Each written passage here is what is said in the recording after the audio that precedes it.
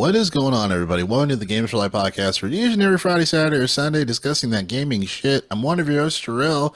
With me is Arturo himself. What's going on, bro? Nothing much. So I was able to time a burp perfectly while I was still muted, so I'm proud of myself. You're such a professional, bro. I'm a gentleman, you might say. You know, hey ladies, when I fart, I wait until you leave. Um, I may crop dust the living shit of your hallway outside your apartment, but your space is your space. Your hallway may or may not be the site of the violation of multiple Geneva Conventions from my asshole, but hey, that's neither here nor there. With that, if you're watching us, hello. Subscribe on the channel at G4L Podcast so you can hear more of this great conversation. It's also what Arthur. Mustard gas? Oh yeah, after a couple brats, I've been there, man. Shit, the whiskey, couple brats, and some fucking Heinz mustard. Oh yeah, I can recreate some fucking French trenches of 1917. Oh my god.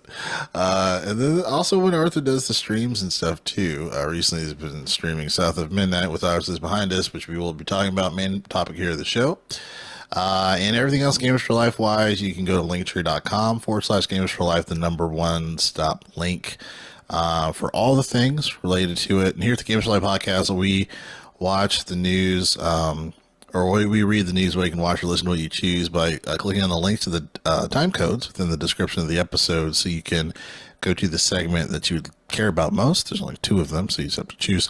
Or you don't choose at all. You can just watch the whole video and bask in the awesomeness of the Gamers for Life podcast. And without further ado, man, I mean, shit, South of Midnight, we've been talking about this game for quite a bit. When Church was a co-host of the podcast, I'm just kidding. He's still a co-host. He's just been on vacation, and other things. But, shout out to Church. He's been really, he's kind of one of the first people, I think, out of all three of us to really kind of like say, like, I have my eye out for this game. This looks really good. And we kind of saw some stuff and we're like, yeah, I think that's pretty good. Like, I have a couple reservations, but like, I'm excited for it overall. I was second. Yeah, he was like all in head first. And I'm like, for me, there were some things I was definitely hyped for, a little hesitant on, but yeah, definitely like, hey, you know what? Looking forward to this game. Yeah. And it seems like it's been delivering, from its release, just recently released. And, yeah, you've been playing it, so Arthur, without further ado, man, the floor is yours. So right off the bat, this was a game I'm looking forward to for a while. Let it be known, for the next 24 or so days, I'm a Game Pass customer once again. South of Midnight got me back on the Game Pass. Now, mind you, I got a month of Game Pass for $1 because there is one more gift drill that I was holding off on when I bought my Newegg computer. But purposely I was holding off for me. Sorry, if I get four, if I'm given four free things, fuck me for being selfish. I keep one of them. God damn it. Okay. So I got like technically 2 free months of Game Pass. One because I bought my computer through Newegg, and then one just came with the computer. Like when I loaded up my computer was like, "Hi, I'm your computer. You have a month of Game Pass. Do you want to cash this in?" And since I got my computer Cyber Monday, or give or take 2 weeks from delivery, it's this whole time it keeps fucking telling me, "You got a month of Game Pass. You got a month of Game Pass. You got a month of Game Pass." I'm like, I know. Wait, there's nothing I want to fucking play. And then South of Midnight dropped, and I'm like, okay, fine. Let me cash this in.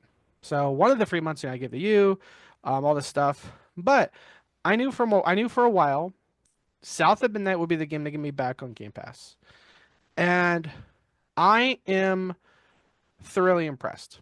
So I'm gonna go deep into the game. Got a lot of thoughts on it. Both big and small. So in a specific order, I actually took notes. I know Arthur is organized. What the fuck? That's like the A side of the apocalypse. Sorry, the meteor is inevitable. Arthur took notes. My bad. I knew Um, you were passionate about it when you were like, "Oh yeah, I wrote a whole thing." I was like, "Really? Okay." yeah. I wrote like a fucking like small bullets. I wrote bullets and text doc to myself. Um, I def for those of you that haven't seen some streams, especially when it comes to narrative-based games, when I stream, I'll pause here and there and comment on it, give my thoughts.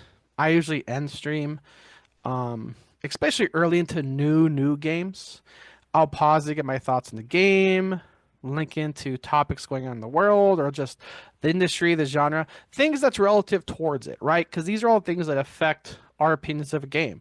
Because as we all know, it's like in 2025, when you can like compare two games to another or something like that, you want to make sure the comparative is relative. You're not going too much down the nostalgia rabbit hole. Because, like, we talked about this. So many games use the phrase, not relevant to South Midnight, but a lot of games use the phrase, well, this is like Skyrim but blank. Skyrim came out 2011. We talked about this multiple times. If Skyrim were to come out today, it would be considered, quote, mid-game, quote unquote, mid-game because of its graphics, and you've seen these mechanics everywhere. So, not really relevant to South Midnight. What I'm saying, that's usually how I stream. That's right. I talk about the game. I'm enjoying myself. Then towards the end, I kind of give my recap on the game. But that's what we're going to do here. So, first off, South of Midnight combat. The reason I'm going to start with combat is it's because it's the least focus aspect of the game, and that's a purposeful decision. And I'm kind of okay with that, Drill. So there's four difficulties to this game. Number one, story. Number two, easy. Number three, normal. Number four, hard. Jarrell, this might be the first game when I recommend people to play it. I'm going to recommend people to play it on story mode. Not because of the difficulty, but because the combat really doesn't affect the game. This game isn't to the extent of like a Kojima game or the Beyond Two Souls guy, the Detroit Become Human guy. For those of you who don't know, games like Beyond Two Souls, games like Detroit Become Human, and to a point, some Kojima games, like maybe some would argue Death Stranding. Those are more of experiences and a story than so much of a game. Case in point, Kojima's new game, not Death Stranding 2, Drell, the one that was announced or revealed at the Game of the Year awards 2 years ago. They've openly said this is like a gaming experience more than it is a game. And I think this game's in that category. And it's not bad. It's not a negative. Um and this isn't the first time we've seen a quote unquote story mode as a difficulty or a setting.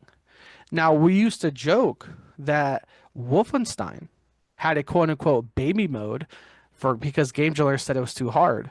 But I think I think a game having a quote unquote setting, not so much a difficulty, but a setting called story mode, that's fair. Because if you think to even one of the best RPG trilogies, Mass Effect, remember, Mass Effect 3 did have not difficulties, they had settings. They had the story mode setting, the regular setting, and the action setting. Because on both sides of the fence, you couldn't give a shit about decisions. You couldn't give two fucks about the story. You wanted to kill aliens like a goddamn loyal human to Earth. Fuck it. We got the action mode setting. Not difficulty, a setting. Same thing. Hey, you're not really here for the difficulty.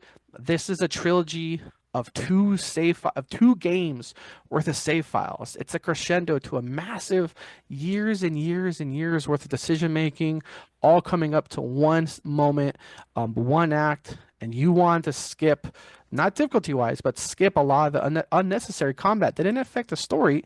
Mass Effect 3 had those settings. So I think this is a game that absolutely would that benefits from that. And so even when I was streaming and talking to people in chat, same thing. I was like, hey, you know what? I'm getting the best of this game because of the story, because of the writing, because of the immersion, because of the setting. The gameplay is just there to like legally consider it a game. It's not bad. I will say this, Drell. I play in the regular default setting, that claymation style, which I love, love, love, love, love. I really never noticed the frame rate jank. Mind you, some people like, well, if you show it down to 100 frames per second, that two of the frames you are jittering. I'm like, cool, this is a fucking Elden Ring. Who cares about dodge cancels and shit, right? And here's the thing, even if you're bitch about it, you can turn that fucking setting off, which I highly recommend you don't. So the combat's okay. It is fun. I am having fun. It can be a little challenging at times. It just overwhelm me with numbers. Um, but the combat, like I said, it's really joke because, like I said, I'm just playing. I'm like fighting these like haints they're called because that's the lore, which we'll get into a little bit, just to get to the next story beat. Like you know me, Joe. I don't usually give a shit about story. I know I don't give a shit about lore.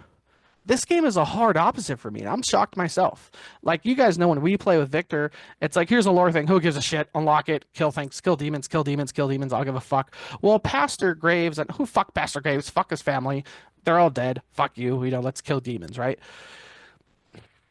This game makes me want to like slow down and like enjoy it. So the combat, if you're looking to this game to be like the next Devil May Cry or action game, this game is not it. I'll be shocked, Jarrell. I'll be the first one to say it. I'm shocked that this game is nominated for any Game of the Year award with the word action in its category. It's not. It's not that game. So, but what I mean by the action's not the forefront, but it's still a good game drill, it reminds me of other games where action's not the forefront, but the experience is. It reminds me of games like Astrobot and Split Fiction. Same thing. There are combat moments in Split Fiction. There are absolutely combat moments in Astrobot. But your biggest takeaway from those games aren't like, dude, I got 100 plus combo. I'm sick. I got a platinum trophy on Astrobot. Cool. High five to you. No one really gives a shit because these aren't games to brag about. These are games to experience for yourself. Split Fiction, of course, is of course a game to experience with other people. But I put this game in the category of Split Fiction and Astrobot because, like I said, it's more about the experience and the combat. So, getting into my next little topic here of what makes this game, the writing. From one of some early on in the game, Drill, going through the prologue, I was really taken aback and impressed of the writing because it felt so real. It felt so human. And it's you know how like there's a phrase in gaming where you know what the game's gonna be quote unquote bad, but if it says for modern audiences, you're like, oh fuck. It's Mm. another Forspoken, it's another Saints Row, it's another other, game journalist bullshit for modern audiences, it's another Concord. Fuck. But on the flip side of that, when you hear reviews or hear people say it's a breath of fresh air because blank, you experienced that we both experienced that because of Space Marine 2. It was a breath of fresh air for the action genre. It was a breath of Yeah. fresh air for the cooperative genre. This is a breath of fresh air because of its writing. The humans actually talk like humans again. It's so crazy, Drill, that the bar has gone so fucking low in modern gaming that humans talking like humans again are now a positive instead of a neutral expectation. And that's why I think a lot of AAA games are failing and people are cheering their success because they were like, your game's bad. Oh, well, you're a bad person for saying my game's bad. No, it's like saying I don't like your donut. Hey, you should get fired because I don't like your donut. Fuck you. That's not gaming. And so the thing is, Drill, it this is a weird topic, and I am absolutely not the person that should be the forefront of this, but it's worth noting. I think it needs to be said. It's refreshing, Drill, that this is the most authentic, talent written, talently written character with written game with a black female protagonist in years. Because if you look at some of their recent characters or recent like black female characters in gaming, they've been cringe. They've been cliche. They were pandered. Look at Forspoken. Look at Flintlock. These were games where their writing was off, their character design was off, And even if you have great voice acting, if you have a badly designed character and a badly written character, the voice acting can't save it. If you remember a lot of the reviews for Forspoken, a lot of people are saying they were rooting against the main character to win. And that's a fucking problem. When you're supposed to be the hero of your own world, everyone's like, can we just fucking kill this character? I know Forspoken wasn't to the same degree as like Abby was in Last of Us 2, like, fuck, let's I didn't kill this bitch. But but like I said, Forspoken, we talked about it. It was such a weird, unorganic, like cliched written character where it seemed like these characters were written to more of tick a box for marketing than be written in well. And that's where I think this really shines. And it's really weird. Not really weird, but it is, like I said, Joel, it's very noticeable that the mother-daughter dynamic is so real. Like I was all in, Joel, when there was this scene and your character, Hazel Flood, great name by the way, when Hazel's like traveling ass catfish. I'm like, yo, we got this traveling ass catfish. I'm like, that's what I'm saying, Jarrell. It was like, it's like real. It's like we're beyond the days of E3 lizard talk. We're beyond the days of bullshit pandering character writing. We're getting to actual good characters. And my this next, and so I got a few more topics, but I'll finish up on this and hear your thoughts. Like, so I got a few more on the game.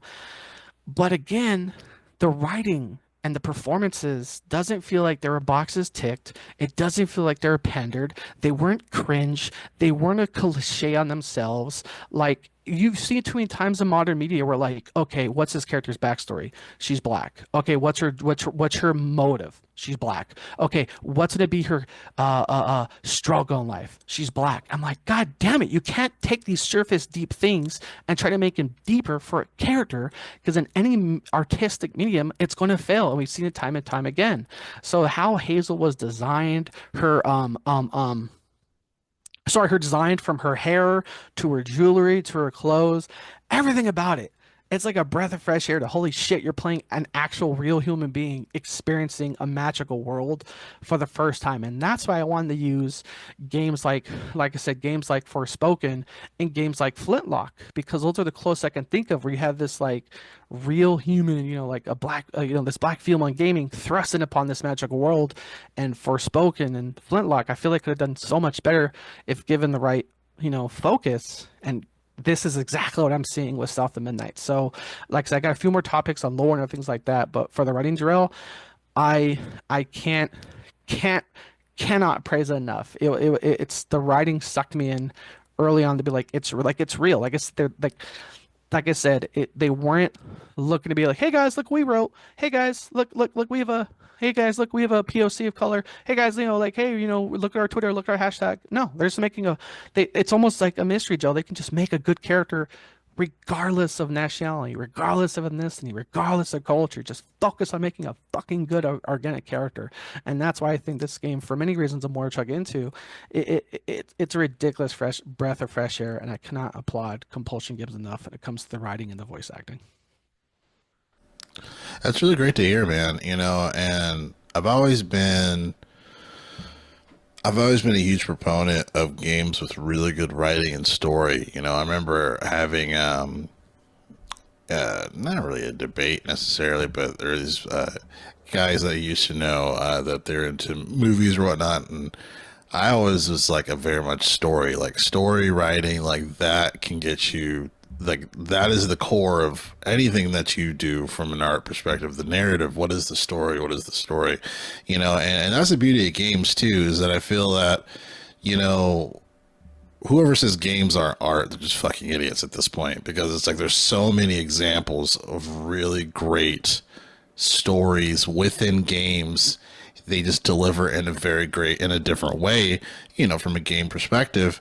And it's really nice to hear that that there's some real authentic characters, and the writing is really good in the game. The representation of her being a black woman in the game seems like a well written character, and it seems like the voice acting is on par too. And yeah, that's really great to hear. I thought it was really interesting where you said, where as far as how the combat not being a hurdle for the game, and that just shows how good the story is. I'm like, oh wow, okay, that's a pretty powerful statement, you know. So really interesting. So I mean, kind of tell me as far as like how the game plays and going into these different things. Like I know you have lore and setting here, so kind of talk a little bit about that. So, like I said, Joel, you play games with me before. I pick up a lore page just because the game tells me to pick up a lore page, and there's games like the books in Skyrim. I never read one fucking book in Skyrim, but every now and again you pick up a book. Oh, your archery leveled up. Oh, your stealth leveled up. Cool. Who gives a shit? Fucking nerd. I have read more lore pages in this game. I'm not even joking you, than like the last 10 games combined. Wow. And the writing and the authenticity is 100% represented in the lore, in the setting, and these little, like, not even like the big picture lore of the world and the mythology, but the pages, Drill. Like, Drill, you know me. I'm a sponge slash chameleon. What I mean by that is you give me something, I'll absorb the fuck out of it. And like a chameleon, I can replicate it like cool. I thought you could put me in any place in the world. I'll make a best friend with somebody in 2 fucking minutes. I can't explain it. It's just something I like. It's something I like I can do. So, Joel, every time I play this game and I read these little pages, oh man, dude, I just put on my little fucking snap my suspenders like I do declare I do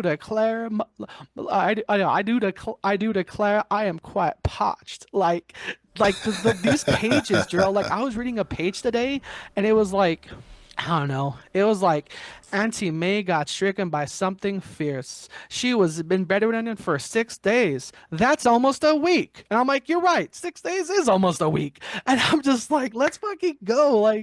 Because the thing about games when it comes to certain lore or their setting, if especially if it takes place in our real world, if you've experienced it, you've been through it, you know the lore, you know the mythology, you can appreciate it tenfold more. It's like that one game, that post-apocalyptic robot game that takes place in Sweden, and a lot of American audiences weren't as invested in the game because it's like, oh, look at this famous statue in fucking Sweden, and everyone's like, who gives a shit? It's fucking Sweden.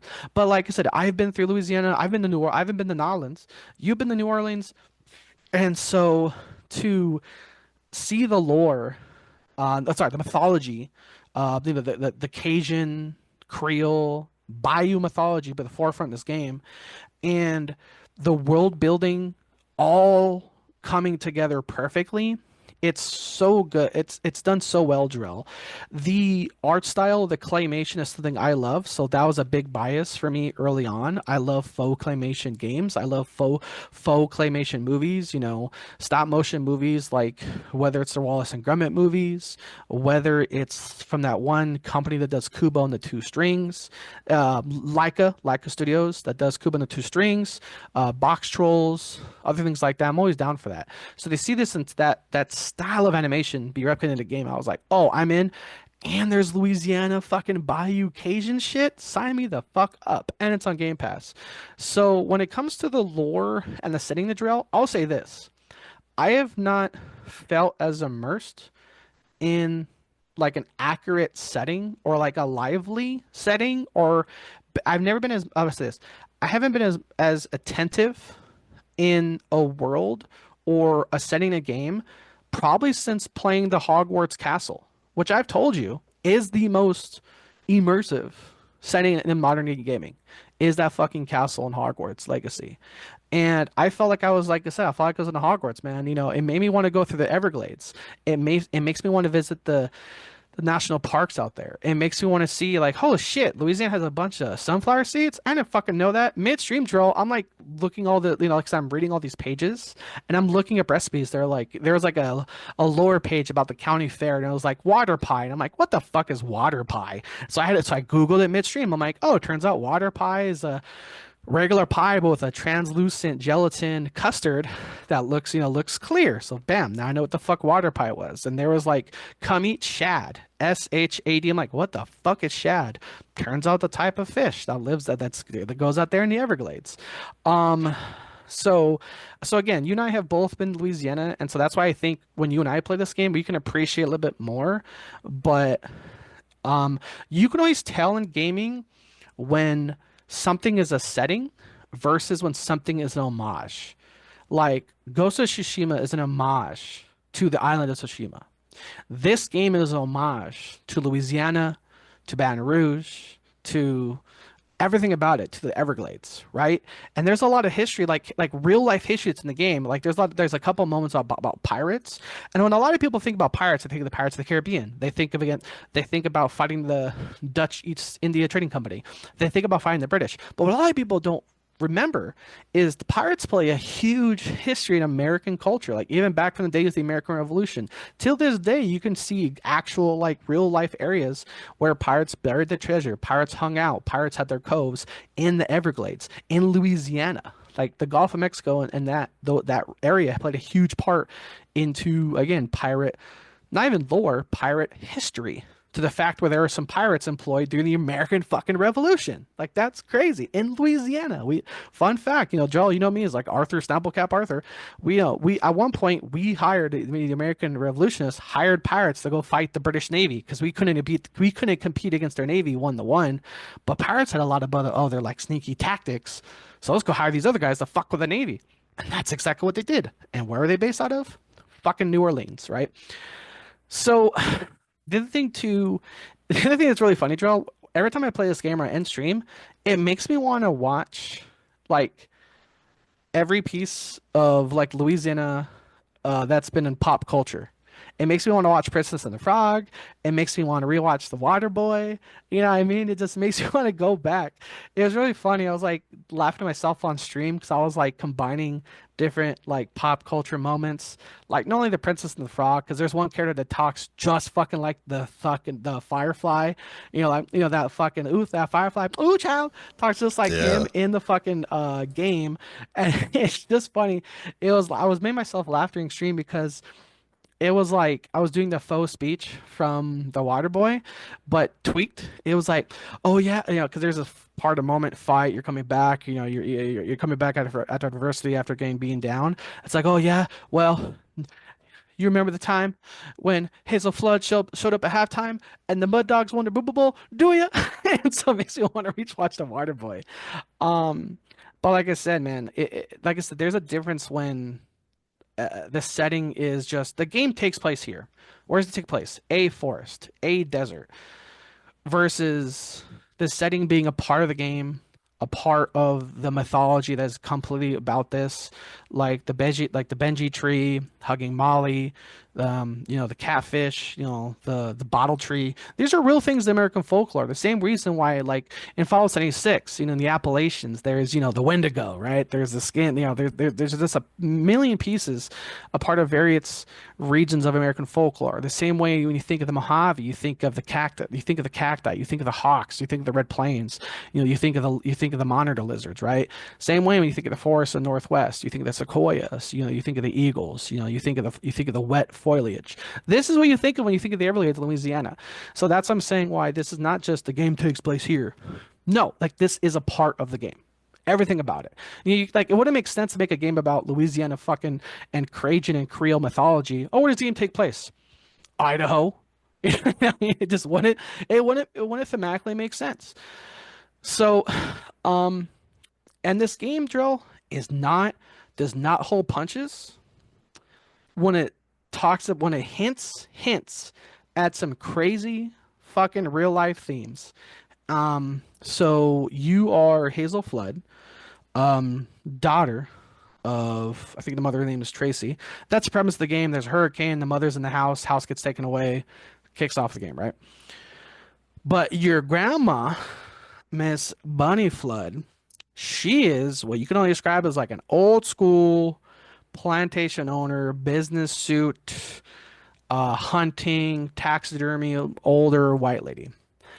And there's a couple scenes where they hint at some crazy shit that I've seen, and I know other people have seen and experienced, which is when you have an old school, different age, different time frame of life, old white grandma that may have been, may not have been a little racist to her boy marrying a non-white woman, then all of a sudden the mixed grandbaby shows up and whoosh, like a magical wave, all the old quote unquote racism gets washed away. And you're like, what? And I'm watching this play. I'm like, then what the fuck? They went there. Cause that is a thing. That's just straight up a thing. Like old white woman just is racist. Son marries a woman of like X complexion, X religion, X culture. And it just like, she's like, abandoned the family, doesn't allow me because like the mother, Bunny Flood, has like a mansion. She has generations worth of wealth.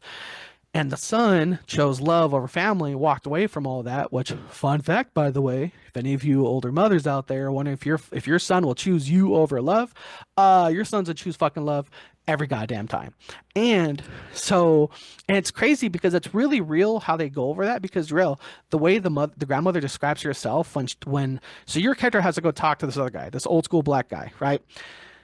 So the grandma kind of addresses that, but as far as the grandmother is concerned, she never calls herself a racist. She's like, "Well, I can't go with you because you see, I have a reputation around him and his folk." And I'm like, okay, grandma saying racist, you just got a quote unquote reputation.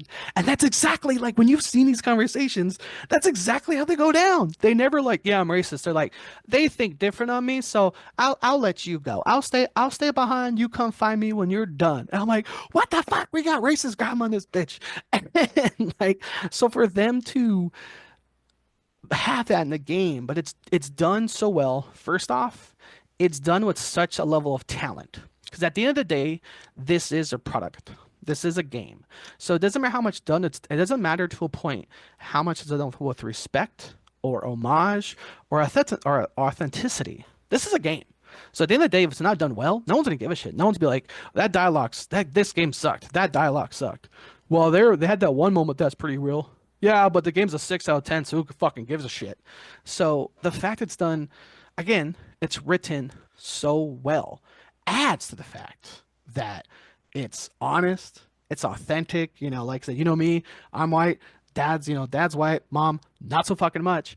And so to see that theme one for one, really, which again is till this day, a huge thing in the fucking South, come up like that and worded so goddamn accurately. Like I said, the second she said, "No, I got a reputation," I'm like, "Fuck you!" They said that, and I was losing my mind. So it's like to go from a main character, to go from traveling ass catfish to fucking Grandma Bunny Flood to like, oh no, I have a reputation with Laurent and his folk. I'll hang back. You go talk to Laurent. I'm like, fuck you, Grandma. And so again, I am just like I said, Joel. This is one of the few times ever I've really ever recently played a game where I am like trying to get through the combat just to get to the next story beat because you get to know that means every time you finish a story beat you get to see more of the story, see more of the writing, see more of these plot points, see more of the lore.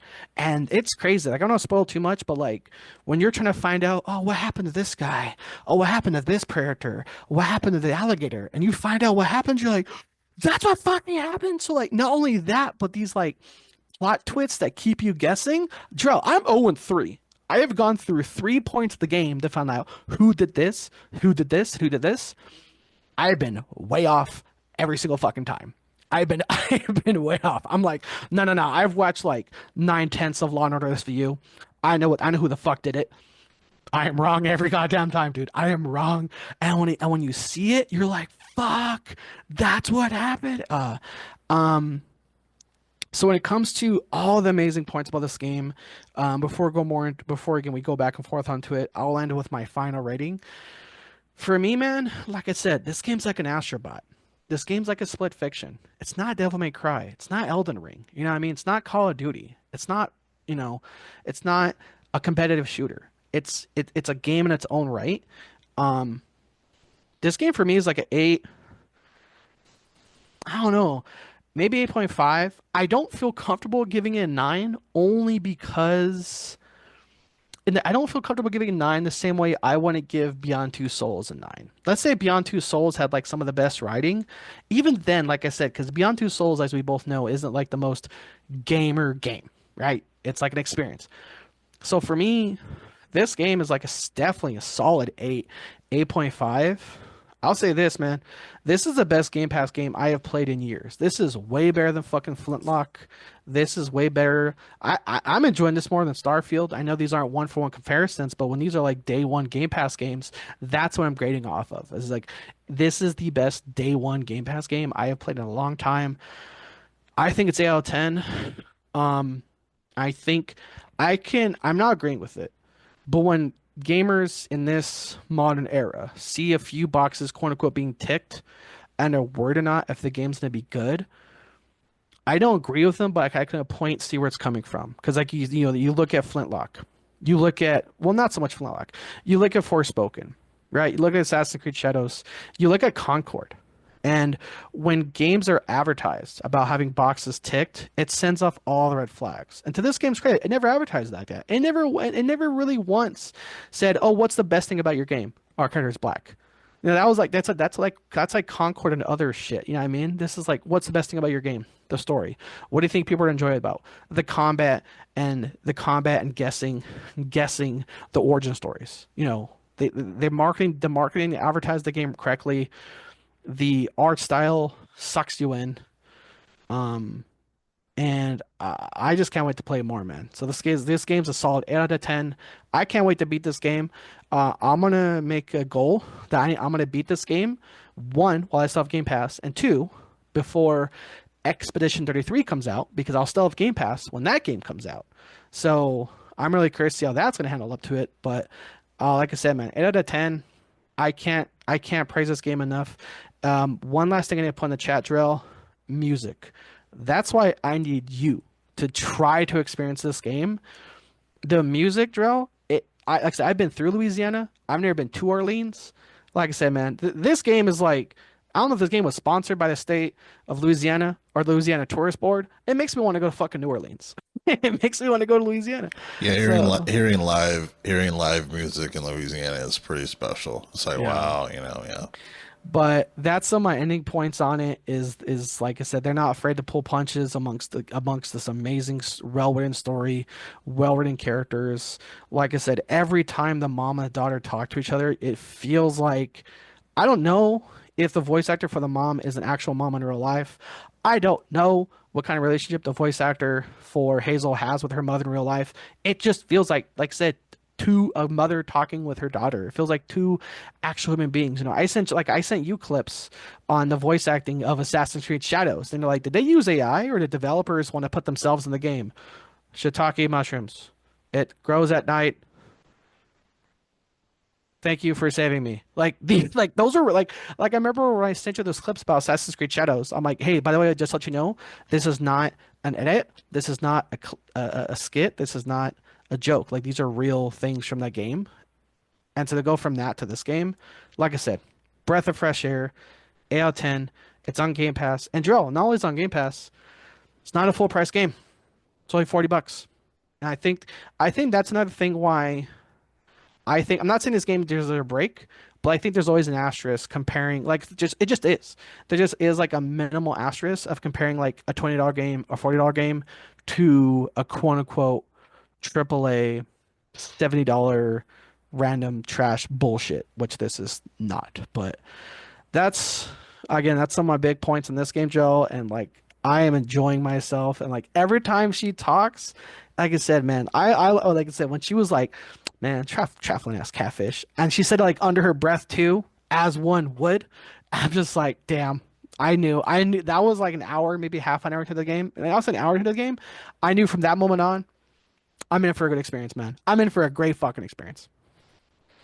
That's great, man. I'm really glad you're really enjoying the game. And I feel like too, man, I mean, I don't want to get too much on a tangent, but Do it. I feel like everything that you explained is everything why it's important that AI doesn't take over everything. You know what I mean? Because you're experiencing this emotion writing this story, and there's a connection that it seems like that you feel with some of these characters and some of these instances, situations and whatnot, and that's something that AI can't do and it shouldn't do, because it's like there should be a cutoff between humans and AI. As long as AI ain't paying no taxes, why is it taking over people's jobs? You know what I mean? So it's like I feel like Oh, and it just goes back to story, narrative. Like that's always been my that's always been my favorite thing. With anything, and I feel like I know you're not gonna like this comparison, but let me explain.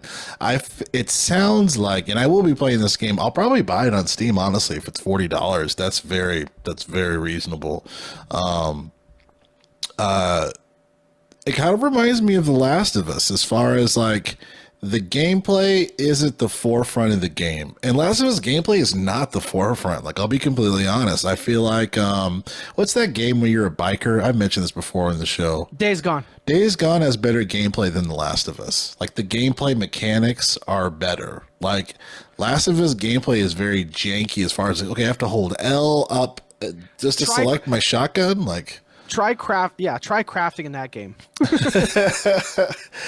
so it was just like the gameplay was honestly it was the weakest point of the game, but the performances, the emotion shown, the experiences and stuff, that stuff I held on to, and that's why I always like it's always in the conversation with me, regardless of how many goddamn HD remake versions that PlayStation wants to milk the fucking cash cow. Which is like Jesus fucking Christ, this is embarrassing at this point. But the core of why Last of Us is so great is warranted, and I'm really glad that South of Midnight you're getting a very authentic like experience that's done really well, and that the people that wrote this stuff really give a shit about it. It's not to check a box, or we want to deliver a really great experience and story, and we want to represent that through writing, through the voice acting, through the music, through the lore. Like that's really special, and that's what makes art. That's a very artistic, passionate direction, and we need more games like that. You know what I mean? So I'm really excited to play this. I think you killed it with breaking down everything. So great job there as well. And definitely I'll let you kind of explain any additional points of the game. But yeah, man, to me, it just goes back to this is why game is art. This is why gaming can be an art. This is why games are an art, and why story is so important. Narrative is so important. I think a lot of the times today, story's been like the background of everything. I feel like you have a lot, and I'll be guilty. Like there are some games where I just like to shut my brain off, shut the fuck up, and just shoot some motherfuckers. Like I get it, you know what I mean? Like I feel like everyone has that every now and again, but I feel like when it comes to story games like this, obviously they're not pushed to the forefront because those aren't the ones that are making the most money. But on the other side of the spectrum, to me, it shouldn't it shouldn't prevent people from still making those type of games, and then the biggest thing is that we need to support those games, support those games, because we need more of that, so yeah, I definitely will be playing it on Game Pass, but I'll probably be buying it on Steam as well. $40 is $40 is fine for me. I spent that much during a Steam sale buying 6 games, so I can pay $40 for a really great experience. So I can absolutely do that. Only 6 games? You got robbed. No, I know. I should have been at like 25 or something, right? But yeah, I know you had a little bit more to say about the game. I wanted you to talk about that before we transition over. Like I said, man, there's some moments in this games and themes in this game that hit really hard. And it's weird, Joe, because when people are giving this game a negative, saying it's too artsy, it's trying too hard, I can to a point see where they're coming from because I feel like other pandering games have tried to do it, but to a failed degree. Like I, s- like I said, that's when you and I can recognize pandering, where it's like, what's good about the game? Well, it's inclusive. Okay, but how do you parry? Well, have you seen her main character? She's bi. Okay, cool, but how is skill? You know what I mean? And there are hard hitting themes in a lot of bad games, but no one really remembers those moments or themes because they're in a bad game. But again, and also too, they're probably not done well. Like I've talked about this. You look at Veilguard or look at other games where they've tried to be hard hitting or they've tried to talk about sensitive topics, and just gone about it all wrong. You know, that it's like in a very lecturing manner. Like, am I playing a game or I'm in an HR meeting? Like, it takes you out of the game. Like, I'm gonna kill dragons, but first, this is how you talk to people properly. What the fuck are we doing? I just want to kill dragons, right? And there's like Joe, there's some crazy themes like parent favoritism. Like I think to a point, a lot of people can experience like when I think a lot of people can experience have like um when a parent like has a favorite child and it has like a lot of tangible repercussions and moments in lives that stick with you, because that's kind of the lore again, because that's based around the mythology and lore of this game. Like like people are saying, oh, this game's based about trauma and stigmas. Well, yeah, because that's kind of the mythology around like the Benji tree or the bottle tree, because the mythology is, you know, you bottle up your hard emotions, you put in the tree and let it grow, and you like let it grow so you can grow beyond it.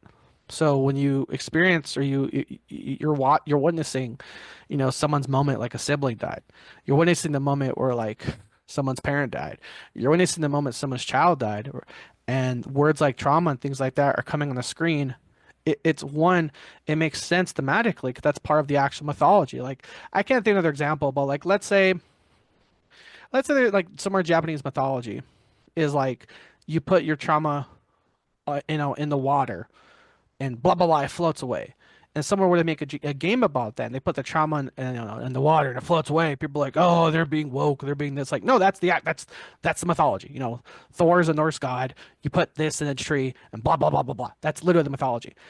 But the way they're handling it again is so talented. That's why everything else sticks. Like you look at games like Dustborn. Joe, I don't know if you remember me talking about this game or showing you this game.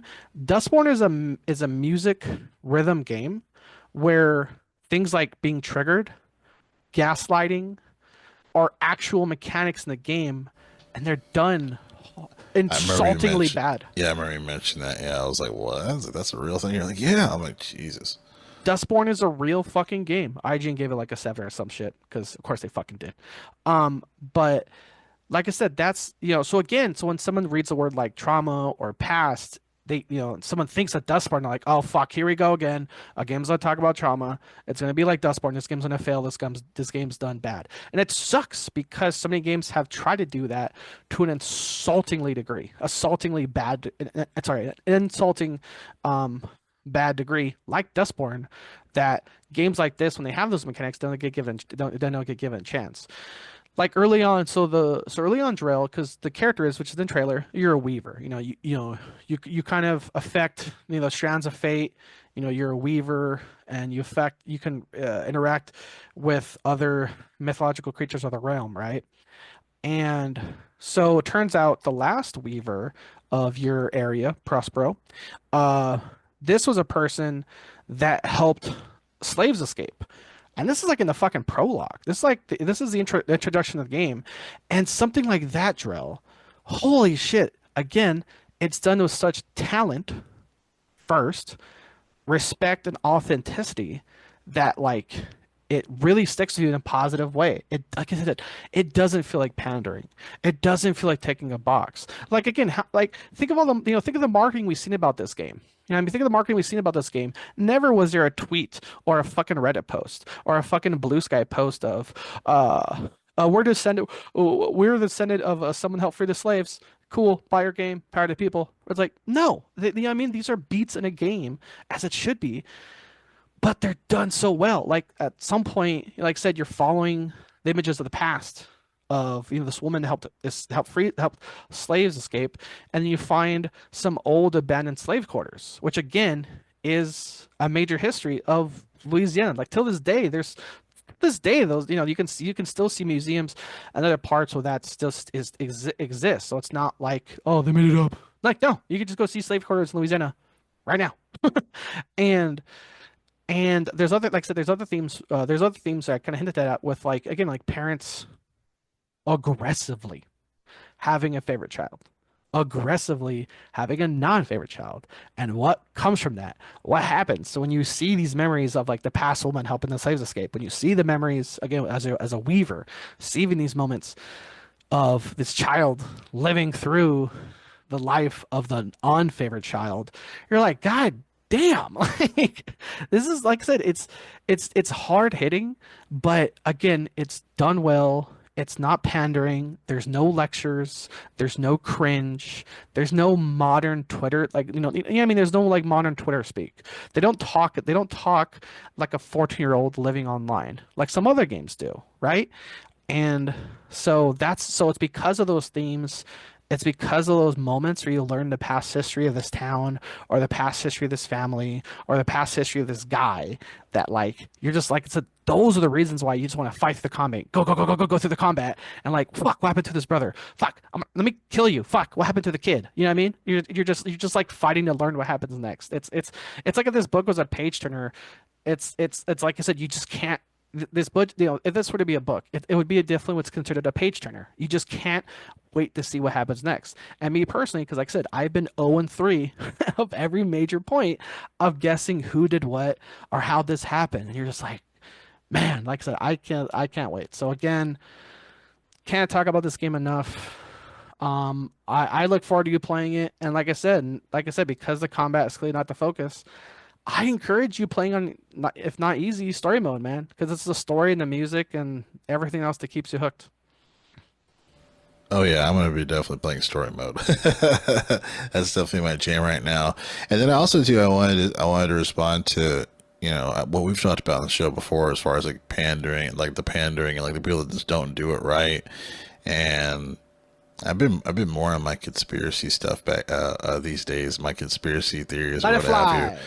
But I have a theory that a lot of those companies, they don't really mean to share a message of like actually like trying to push positivity towards like LGBTQ plus, like actually to, I don't think they're actually trying to educate anybody. I have a very strong theory where I feel like it's literally purposely made to seem cringe for people to not like it, because it's an inner specific strategy of like kind of like almost like almost like a racist type of like strategy, as far as like, let's present this in a really cringe way so people start to hate that. And then and I have a real strong theory of that, because there's games like this where you can have that same messaging. You can just put it within a story and make it feel authentic, and you can have a similar message, right? Last of Us has a lot of LGBTQ plus type of scenarios, with Ellie, obviously, but it's done really well, and then like there's, like even though the game, it leans really hard on some of the stuff, Life is Strange 2, like there's some really fucked up people in that game that just do not like those kids because they are Mexican, and the little boy has like these crazy telepathic powers and whatnot, and those people say some fucked up shit, but it's never like, see Jimmy, that's why, blah, blah, blah. Like, no, like he's just in a fucking really racist area, or like yeah, that cop was quick to pull a gun because, surprise, we have some racist cops out here, what I mean? So very authentic experience told through a game versus, specifically creating a message that makes it cringe to piss people off, to separate, divide, and I really feel that I mean, I know there's multiple other examples. I just don't have them right now, but I really feel like it's intentional is my point. But thank God for games like this, man. Thank God for games where we have games where just, hey, let's have this message. Let's focus on this. And then, yeah, appreciate you for breaking this down and stuff. Just to show like, hey, this isn't one of those games. This is actually just a really good game that has some really great moments, conversations, and very relatable things where I feel like everybody can relate to it too. I think that's a really important thing as well, where anybody can take something from it specifically. I think that is an important thing. I feel like when it comes to writing, maybe not everything, but something. There's something where you're like, I feel that. That was really special, and I think to me that's like job well done. If anybody can kind of take something from it, so I think that's awesome. and there's definitely moments like Joe, because like I told you, I was rocking some, Kentucky bourbon with Kentucky moonshine, and inebriated Arthur, man, some of these lines were just like hitting hard. Like, there's like lines where like, Mom always said, "Hurt people, hurt people." And I was taken aback by it, like, what the? Oh, fuck. Yeah, that holds up. Mm, You know what I mean? mm, Like mm. maybe Stalin wouldn't have killed 30 million people if his daddy didn't beat him. You know what I mean? Like like I just did. But like like it's like little moments like that where like hurt people. Huh? People that are hurt other people. You know what? I think that fucking checks out. Um, and to your thing, not go down the, quote unquote conspiracy hole or supposedly not conspiracy hole. To your point, Drill, about, games or, there's like a agenda behind it. A lot of it, unfortunately, is funding. A lot of it came out because, it goes, they're like, it's a conspiracy to think blank and like wait a year. Oh, well, public records showed. Oh, fuck. Okay. So for a lot of modern gaming, Drill, there's like a lot of game consulting firms. One of them that was in the news a lot was called Sweet Baby Inc. And that was a game where like if they want our funding, they have to include this, they have to include this, they have to include this. And and there's like, recordings of these presentations where the CEO was saying, "Oh, if they don't, just threaten to walk. You'll walk, our funding will walk, and watch them squirm." It was, I don't know, "watch them squirm" was like the exact quote, but it was something like that. Like, watch them wriggle in fear. Like, what the fuck? Like, what kind of business model proposition is like, okay, here's a What, new like, funding. yeah, weaponizing diversity, like that Yep. is ridiculous. Like weaponizing something that you're trying to actually like, you're trying to create a positive message, and that's exactly my point. Where it's like you are not doing anybody a service No. by approaching it that way. You know. Fun fact, at one point there was a filter on Steam that lets you show what games were funded by Sweet Baby Inc. And then they got to take it down for being, quote, alt right or racist. Turns out it was made by a Brazilian guy. So, so, but yeah, so again, like I said, to your degree, it sucks that we got to the point where because of consulting firms like Sweet Baby Inc. are literally threatening game companies to tick a box or you will not get funding, then you get scenes, you get writing, you get characters that were literally just made to tick a box, to write a check, through consulting firms like Sweet Baby Inc. So again, 100% drill, not a, it's just unfortunate, but not a conspiracy. And that's why we got to this point that like now, not desensitized the right word, but not, I'm gonna say defensive, like I can't think of the word, but like they're they're turned back or like they're second guessing. So now we got to the point in games where like we got to the point in games where even modern media type reform shows or movies where it's like, oh, this character, because again, because of consulting firms like Sweet Baby Meek that have weaponized this shit, people no longer know. Oh, this character, stars a, this person stars a Hispanic woman. This person starring an Asian guy. This person starring blank blank, and we have no idea if it's gonna be good for the sake of good, or is it gonna be pandering, ticking a box so they got funding from this consulting firm. And that's what we don't know anymore. So when games like South of Midnight were first announced, people are like, "Oh fuck, here's another one," and it sucks because to play even minimally devil's advocate, it's like I said, that statistics show here's name the last 10 games that had blank blank type of character. Failed, failed, failed, failed, flop, cringe, cringe, cringe, pandering, pandering. It just sucks. There is a track record because these consulting firms ruining what talent is, regardless of what goes skin deep, which all this shit is. They've ruined the medium. They've ruined art. They like movies. Shit, like there's not one movie, not one comic, not one book, not one game that comes out nowadays that people under again, devil's advocate, to a point, have to second guess and be like, okay, will this be good or will it be pandering? And it sucks because, like I said, so because these released conversations, because of these released PowerPoints, because of these released, audios of like, no, yeah, no, they're right. Like I said, like do blank or we'll threaten to walk. And then we, like, then we get all this other shit like Saints Row. Hey guys, before we go murder these other gangs, can we check our privilege? And like they're not being ironic about it. No, they're just actually lecturing you and checking your privilege in a fucking Saints Row game. Sorry, just I still can't believe I still don't forgive what they did to Saints Row, man. Oh, I mean, I don't think you should. I don't think you should. Um, last topic here on the show, and I know this is going to be like 10 minutes because I know you don't give a fuck about this. Spoiler. But I thought it was important to talk about, man, it's a game we've been waiting for a long time. So it's like, well, That's a hard we. I That's true. That's true. Some people, I'll say, some people. I've been curious, like, okay, what's going on with Marathon? some people, Jarrell's been anxious about it. Just filter it. And the church too. I think church was like, hey, what's going on with that Marathon game? He mentioned, I think, the last episode. So basically, Bungie finally announced something about this fucking game because it's been in the dark for so long. And they just released a little bit of a gameplay trailer, talking about the abilities and different things in the game. And the game's coming out. Was it September 23rd, Arthur? Was that the date? I think it was. September sounds right.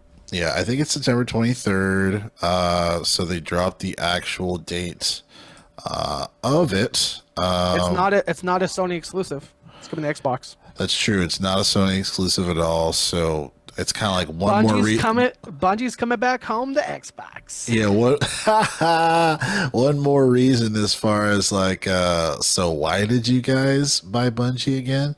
Yeah, September 23rd is when it's coming out. So, and it's kind of funny, man, because at least Destiny tried to say like, oh, we kind of got a story, a little bit, a little space station. Like they're just like, no, bitch, this is a fucking, this is another extraction. I'm guessing by your tone, you were enthralled by this gameplay trailer. It's just like, no, bitch, this is a live service fucking game. Surprise. It's another one. Here we go. Like, I thought we were going to have a whole ass story with Marathon.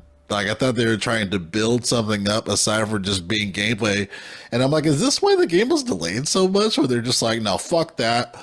Just talk about the fucking game because that's all it is. Fuck all the other stuff. You know what I mean? Like, I remember Destiny, like Destiny 1, they at least tried to fool you that there was actually a story. And then the more that people like played the game, they're like, what the fuck is this about? I don't know. What the fuck is this?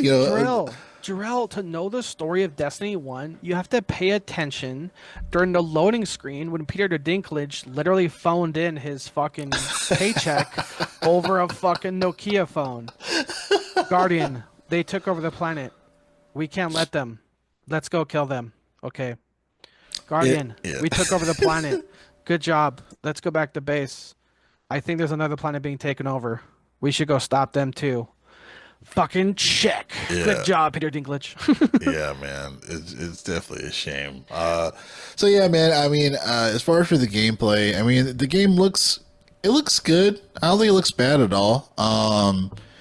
It looks good. It doesn't look bad at all. It definitely seems like it doesn't seem super unique. I'll be honest to say, but it does have a style.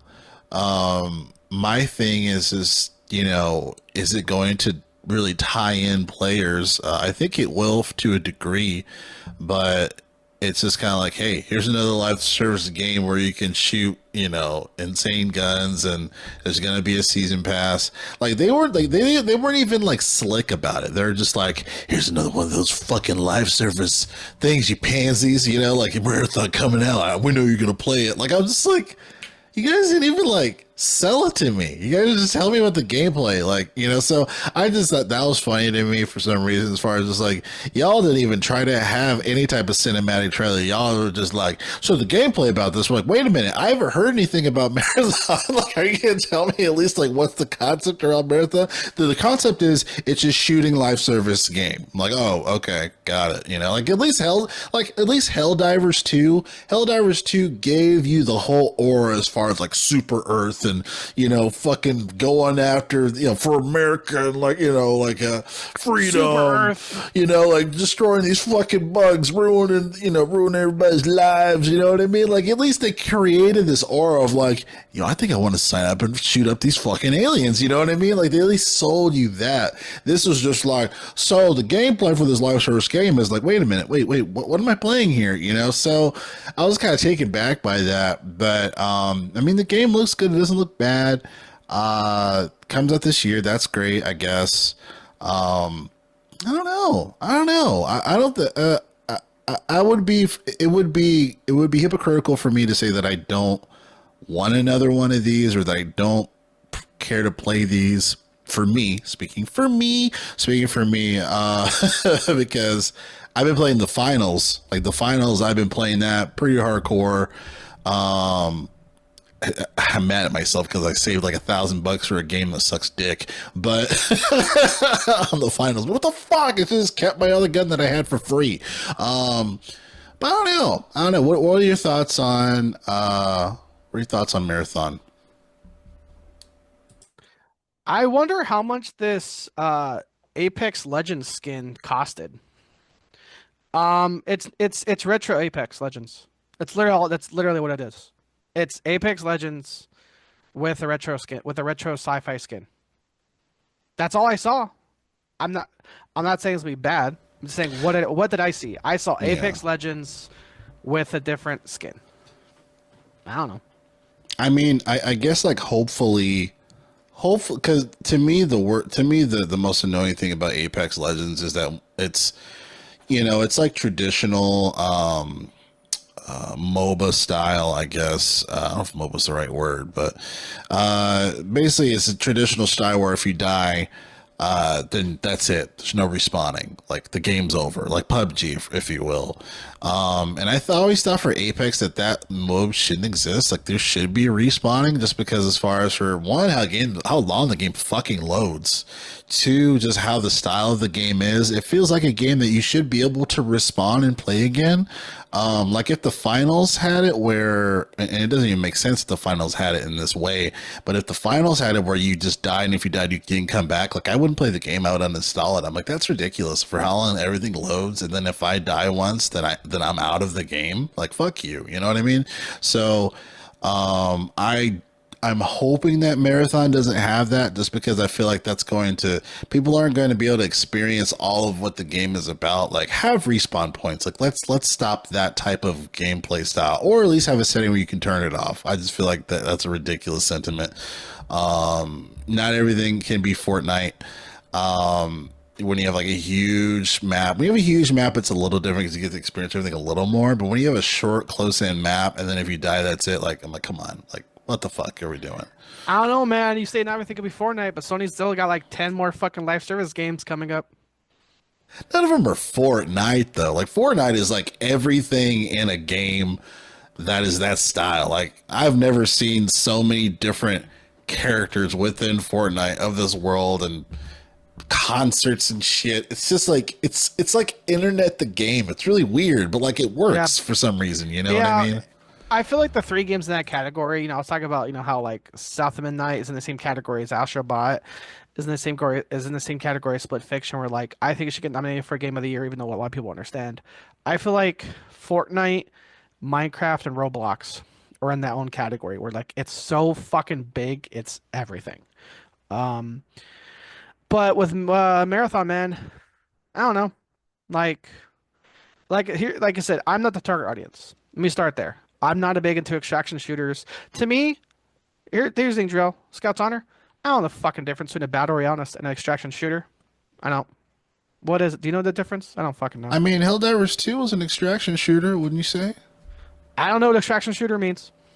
Because I feel like extraction shooters where you're at the end of like a mission, you're literally extracting, right? And then during Oh yeah. for Helldivers 2, you got to get to the fucking thing after you do those missions to get out of there. I feel like for Battle Royale, that's where like PUBG is a thing. PUBG, Apex, Fortnite, obviously. Well, it's Battle Royale modes. It's a little different for Fortnite, right?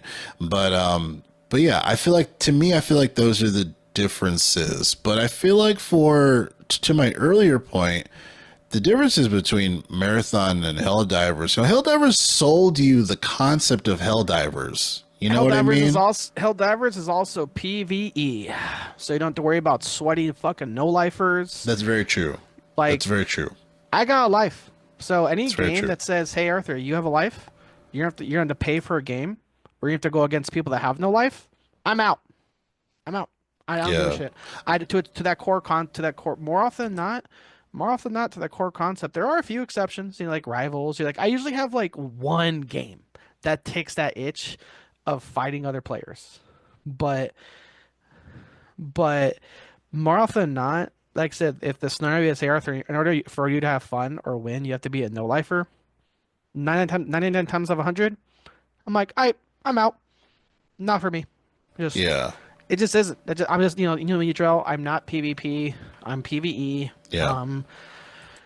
I can't, I don't play games as much anymore. I don't, I don't got as much free time as these people that, that have .ttv in their fucking gamer tag, where all they live is on his fucking, all they live in those games. They haven't touched grass. They don't know fuck. They don't know how to cook their own fucking food. They forget what a fucking shower is. Like, I don't got time to fucking deal with that bullshit anymore. So when I see Marathon, Bungie's new game, you versus no lifers, I'm good. Thanks though. Have fun. Best of luck. Don't give a shit. Yeah. I mean, I think too, like it also attests to our age as well. Like we Oh are yeah, very we old.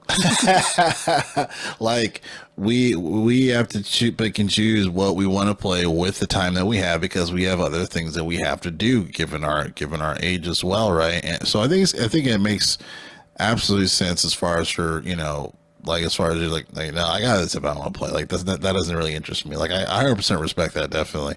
Yeah, I think my biggest thing for marathon is just like they didn't even try to sell me on like, okay, what is this whole thing about? Like, I'm just shooting I stuff? You know what I mean? I will play devil's advocate. I think I know why they didn't go story mode. Why they didn't explain the story. Think of the last time a PlayStation shooter focused on story in the trailer. I'll give you a hint. It's a game that was a part of the Amazon show, but the game got canceled before the episode came out. Oh, I think I know what you're talking about. I don't remember the name of it though.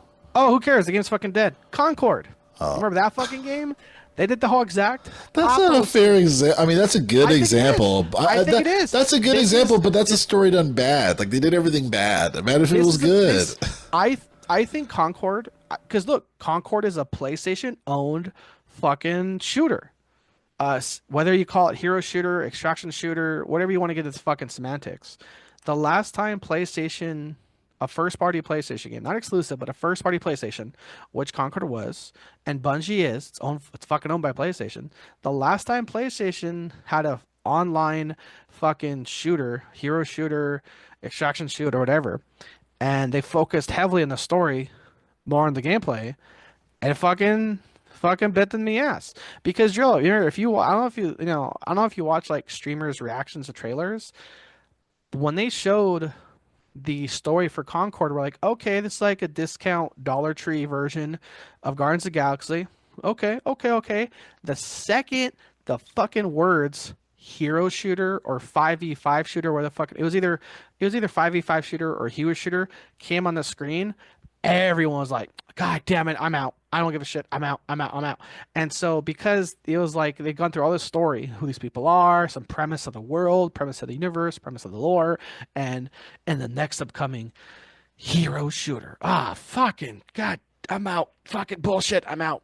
And so I think because that trailer, for more reasons, I think that trailer and a lot of other reasons had such a lackluster, not only a launch show. Remember, Concord had a free beta. Concord's free beta had like no one fucking play that shit. So I think they try to learn some lessons from Concord and are trying to apply it here. And I think that's why they took a step back from the story and we're doing more what a lot of people said what Concord should have done, which was say less, show more. And I think that's why they did that. Now they went from like most reactive companies, they rubber banded. They went from one extreme to the other. They were like, let's do a lot of story to fuck it, no story, which I agree. But now here's the thing, like me. Again, I'm not the target audience, but I'm the type of person where we like Concord, regardless of the story is, because a shooter, I want to be connected. Now, for people that like Apex, for people that like these shooters, for people that like the finals, for people that like Battle Royale, for people that like this, I don't know how much of a story is relative to it, because games like PUBG or other session shooters to a point don't have too much story up front. But if I had to make a educated guess of why a lot of story was not shown at this trailer. I'm guessing had to do with a little bit of Concord. Okay, I see your point. So I'm going to move the goalpost slightly, for the sake of my argument. I think if they did it the old school Millennium way of story mode, multiplayer mode, and really invest on a really good story, I feel like I would be more enticed to care about the game. You know? 100%, I agree with you. Yeah. I was actually minimally at one point curious about the game when it got announced. I'm like, oh, Bungie's making a new game. Go on, you have my attention. But then once, like I said, for me, once it was PvP shooter only, I'm like, I'm out. So I didn't know. Like I haven't been keeping my ears to the ground to this game. So I didn't know Marathon was going to be a shooter from the start. I thought Marathon was going to be like kind of like Destiny. I thought Marathon was going to be like Destiny. There's a story mode and then a multiplayer mode, like Destiny. And so, like I said, I was kind of shocked. And I was like, oh, what the fuck? It's an extraction shooter? Oh, no. And the thing, I 100% agree with you. I think that's what it should have been. I think it should have been a story in a multiplayer because that's what Bungie does well. Like, look at Bungie's catalog: Destiny 2, Destiny 1, all the great Halo games. What did they have? They had story plus multiplayer. So why they would stop that formula? No fucking idea. It's almost like they lost faith. It's like they lost faith in themselves, like to a point, right? It seems like, oh, wait, like this isn't what the people want anymore. Let's just give them this, you know. Like, and I do think there is a point noted when it comes to like a voting what Concord was, but I don't know. I just feel I wish they did the story mode plus, you know, and then like a multiplayer version. I wish they had. It's almost like they just have one team for everything now. There used to be, I feel like there used to be like a single player team, and Yep. then there was a multiplayer team when it came to these studios. And correct me, I might be wrong, yeah, but that just logically makes sense to me. Like have a team focusing on story, and then multiplayer. So I guess it's disappointing because it's like we've waited so long. Like we waited a decent amount of time for this. Like I think Marathon was in the conversation for many years, and I know originally, and I don't. It's funny because someone was like Marathon. It's like that's like an old game from the '80s. Like oh really? It's like I didn't even know they were like coining it from like that original game, but I just find it very disappointing to wait this long, just to be told, hey, this is another fuck off live stream or live service game. You know, the story is built in within the battle pass, which you have to buy, I would imagine. Like, no. You know what I mean? Like the finals, like I'm playing the finals because it's free as fuck. It's very straight to the point, and and you know, yeah, destructible environments are pretty awesome. So it's just like, you know, it's very surfaced. You know what I mean? And I feel like Marathon had the opportunity where it didn't have to be surface. It could have been a really dope, engaging story with Mass Effect type intellect and world building, and have this insane multiplayer like Mass Effect 3. We're like, what the fuck? This is so fucking good. Why is this so good? You know, so to me, it's just disappointing. I'm just like, we waited this long for you guys to tell us this? Like, okay, you know. So I guess I'm more disappointed in that regard, you know, when it comes to it. Will I play it? I'll probably play a little bit of it. But it is disappointing. I think it could be so much more, you know. But maybe that was the reason why it took so long, right? Maybe it was going to be a Destiny thing and studio clashing. They're looking at the industry. They're like, we can make Sony. more money. It's like Sony, the different yeah, shareholders or whatever the fuck it is. So yeah, I'm just kind of disappointed. I'm like, we waited this long for this shit. You guys could have told us that for the jump, you know. So, Drell, you say you want to play it. How much you willing to pay to play? Because it's been Zero it's been dollars and 0 cents. well, two fucking beds, Drill. Because it's been confirmed this game is not free to play. Really? Yep. Oh, From the official Marathon Twitter, Marathon will be a premium title. Marathon will not be a full price title. We'll announce details this summer. Yeah. So again, uh, adding to the quote, Marathon is going to launch as a premium product, meaning players will be asked to pay full price. Marathon will have a battle pass, 3 maps, fourth map arriving shortly after launch. Yeah, that's crazy, bro. You're gonna give me 3 maps and you want me to pay? Are you serious? Like, there's more maps on the finals, and that's free. You know what I mean? Like, How many maps are on fucking Rivals? right, right. Yeah, that's not acceptable. That's not enough. It's not enough. It's like a, How it's many like catches maps a bar of salt. were in Apex Legends at launch? Okay, Google's failing me. Gotta use that Bing so you can get Uh, that Microsoft credit. 6. Okay, yeah, yeah. I think that's a mistake.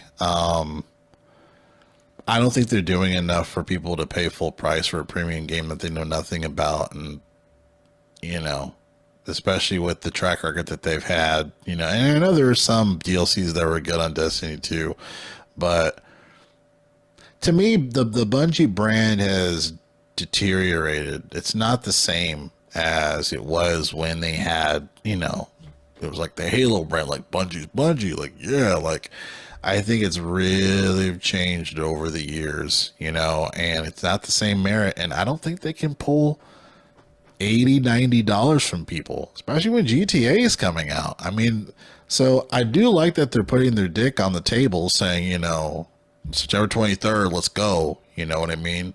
So this is going to help formulate where GTA 6 is going to drop. But people are going, like, we talked about this on the show. People will, like, even though I won't be one of them, people will pay premium price for GTA 6 because it's GTA 6. Like, it's the most anticipated game of all time right now. So 100%. you know what I mean? So people are going to pay that money, you know, even if it's $100. People are going to bitch about it, but they will fucking pay because it's GTA 6. People are not going to do that for Marathon. You know what I mean? This is a game that was delayed extensively, and now they want to pull money out of people's pockets, even though we don't know what's going on.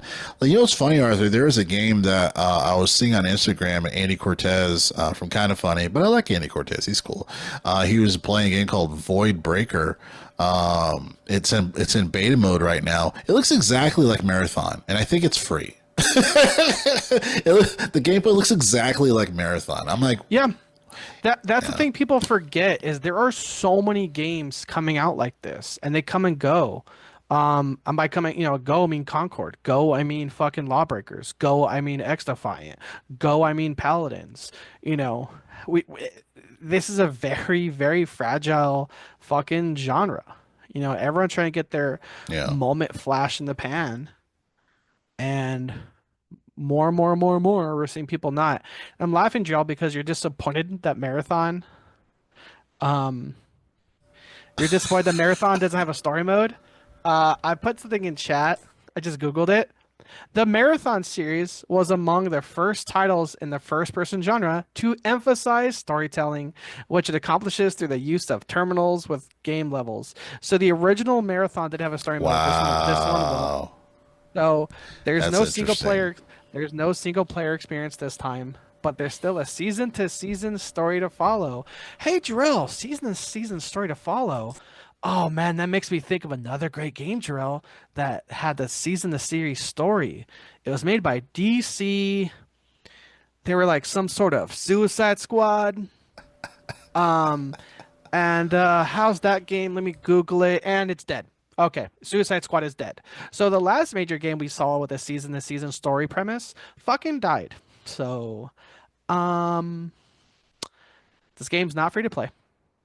This game has no campaign. This game has season to season stories. Drill, it's not looking good. It's not looking good for Marathon. It's not Um, looking good at all. and there's another shooter that Steam has that's in beta that's also doing well. What is Steam's new shooter game? Um, Oh, and also too, I do want to asterisk. I say that Void Breaker is free. I'm just saying because the play test is free. The yeah, game yeah. possibly might not be free, but I'm pretty sure it's going to be a lot cheaper than Marathon. I'll say that. Yeah. Oh yeah. Uh, Deadlock. Deadlock is a game that's doing well. Deadlock is another. Deadlock is an upcoming team-based multiplayer third-person MOBA. When you think of MOBA, think League of Legends. When you think of MOBA, think like two bases at the opposite ends, and you fight through anywhere from 3 lanes to more. So like Smite's a MOBA, right? So when you think of MOBA, think of the lanes, right? So Deadlock, that's another game. Now again, games like Smite and Deadlock and League of Legends and Dota are MOBAs because they're more direct, like go here, right? Whereas battle royales or extraction shooters are different, but the player base that plays these games, they're all the same.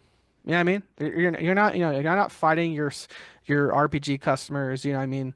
Like, Madden customers aren't fighting Bannerlord's customers. You know what I mean? This is all the same player base. So when I list all these games, people are like, well, that's an extraction shooter, that's a hero shooter, that's a MOBA. I'm like, it's all the same fucking customer basis. The people playing your games, you have to convince them to not play these like 6 other fucking games. And these other fucking games are free. These other fucking games are made by smaller companies. These other fucking games won't charge you up the ass for microtransactions. These other fucking games won't, ruin you from battle passes. You know what I mean? And here's the thing, Drill. I have a question. Do you think that games moving forward should, or not should, will do what Rivals and Helldivers did, which is have a battle pass with an unlimited endpoint? Because if not, this game comes out in 2025, and again, that's not free, has a worse battle pass system than the free behemoth it is Rivals. A lot of people won't be fucking happy, man. 'Cause I gotta tell you, I told you, Drill, it was crazy that I finished a battle pass for the first time ever in a game I've ever played with a battle pass, and it was because it never fucking ended. It never fucking ended. So to have, like I said, so this game will be free. This game will only have 3 maps at launch, and this game will have a season story. And said battle pass has an expiration, which guess what, Drill? It will. Why? Because it's fucking story based. I think it's not looking good, man. A time, like I said, Yeah, that's not looking good. definitely isn't. It definitely isn't. And I think that is going to wrap it up here for the Games for Life podcast. Strangely enough, this marathon portion is actually a little longer than I thought. I But found good more points things. made. Good points made. The reason it went longer, Joe, I found more things to get disappointed about. Like it went longer. My bad. I kept googling stuff. Yeah. I'm sorry. No, no, no. It was great. No, you just added to your point of why you don't like X, Y, and Z. So no, no, I'm glad. So yeah. And I felt bad when you were like, "Yeah, this game should have the story mode." Oh fuck! Well, Jarrell, the original one did. This one won't. Fuck. My bad. Well, so I was saying, like, it's like no one wants to do, no one wants to do what worked. People just want to do what makes the most money. And it's like there was a time and place where people did take those chances and they did do both. But now because there's this shift in how much money something can make, that everything has to be that. So everything is fucked at this point, unless we have people that actually still stand on their nuts and take chances, like these indie games, South of Midnight, where it's like, no, I'm going to give you this experience. Fuck whatever the, you know, what is the mainstream thing that these corporate heads want, or the fuck it is, so they can lay off all their employees. So yeah, I just it's just this could have been a game that could have been better than Destiny. I won't say better than Halo because I mean it's hard to even say what's better than Halo when it comes to a first person shooter. What's that? A rock. You can throw a rock. You find it more fun than playing the Halo story. Seriously, go outside and throw a rock. Well, It's really fun. I meant Halo Combat Evolved, not Halo Infinite. Throw a rock at an ant. I don't fucking know. But Joel, you're right. The future of gaming, I think, will end on like as of right now, unless something major changes, this minus the massive asterisk that is GTA 6. The future of gaming right now is like indie developers or foreign developers. Korean, Japanese, Chinese, they're killing it. Like I said, it's like look at all the top 10 most played games. It's either indie or it's international developer. Yeah. These domestic developers can't get, they can't figure. And I don't say developers like people make the game. We studied about this. Like these domestic executives can't get their shit on straight. Very true. Very true.